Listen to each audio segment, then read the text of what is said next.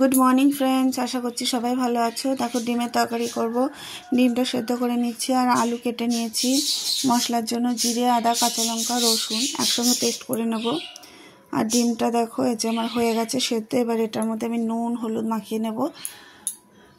নুন দিয়ে দিলাম, হলুদ দিয়ে দিলাম, এটাকে ভালো করে মাখিয়ে নেব।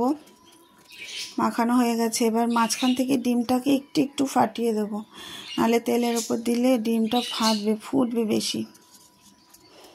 দেখো তেল গরম হয়ে গেছে, আমি দিয়ে দিলাম ডিমগুলো। সব একবারে দিয়ে ভেজে নিচ্ছি, লাল লাল করে ভেজে নেব।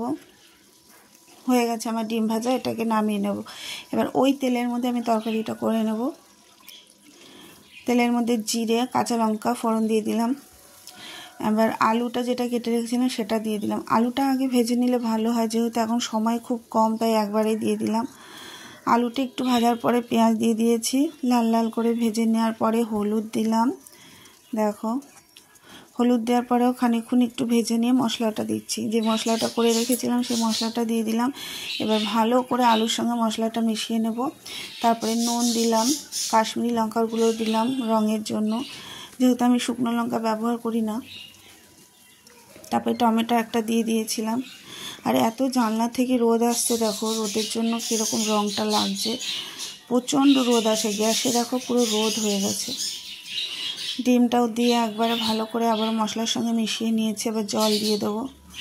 আর কালারটা সত্যি খুব সুন্দর এসেছিলো, আর খেতেও খুব ভালো হয়েছিল। দেখো আমি দুবেলার জন্যই করে রেখেছি। এটাকে নামিয়ে তারপরে তোমাদের সামনে দেখছি। একটা আলু আমি ভেঙে দিলাম, দেখো হয়ে গেছে। এই যে আমার ডিমের তরকারি। সবাই সুস্থ থেকো, ভালো থেকো।